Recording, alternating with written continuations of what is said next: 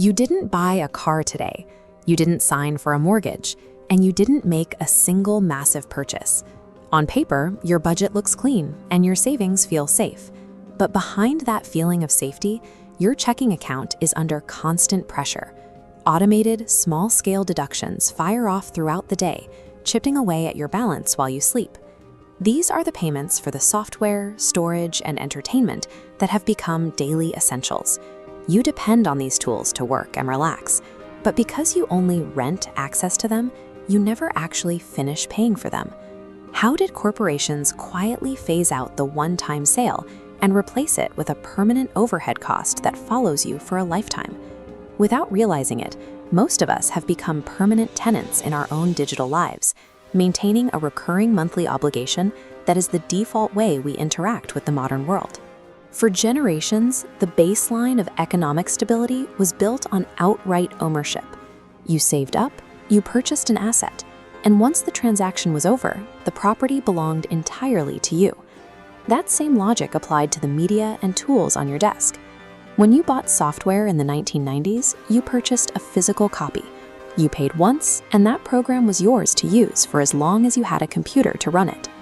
But that model was risky for companies. To convince you to buy the next version of their product, they actually had to spend millions developing features that were noticeably better than the ones you already owned. The subscription model solves that problem for the corporation. By shifting the financial risk onto the consumer, they turn volatile, seasonal sales into a perfectly smooth, infinitely rising revenue stream. Once you are locked into a monthly fee, the pressure to innovate disappears. Companies effectively operate as digital landlords, taxing your daily routine without necessarily providing any new value. Humans are evolutionarily wired to spot and avoid immediate, large-scale financial threats. If a software company demanded $600 upfront for access, your brain would instantly flag it as a major drain on your resources. To bypass this, corporations slice that $600 into tiny $9.99 monthly charges, slipping under your radar. You add a streaming service, cloud storage, a fitness app, and productivity tools. Individually, they feel like harmless pocket change, but these pieces accumulate rapidly.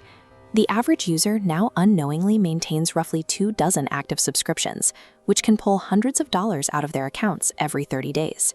This phenomenon, microtransaction blindness, is a weaponized corporate strategy. It redirects cash flow away from your potential investments and directly into corporate profit margins. This strategy is no longer limited to the apps on your phone. It is aggressively expanding into the physical products we buy every day. Manufacturers are adopting hardware as a service. They install physical features into a product on the assembly line, but use software to block you from using them unless you pay a recurring fee. You might buy a car that has heating coils built into the seats, but to turn them on, the manufacturer demands $15 a month.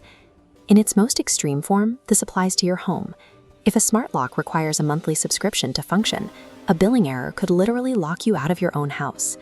We are approaching a reality where buying a physical object only purchases the temporary right to rent its functions from a corporate landlord.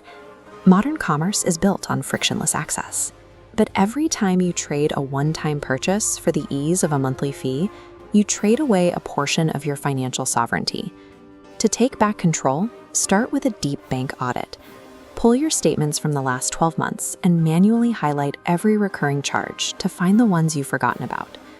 Next, apply the 30-day rule. Look at your list and ask, have I actively used this service in the last month? If the answer is no, cancel it immediately. You can always resubscribe if you truly need it later.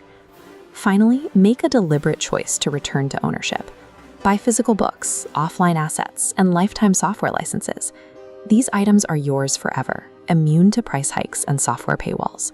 Choosing ownership over renting is the only absolute way to stop the invisible drain, reclaim your monthly cash flow, and secure your long-term financial independence.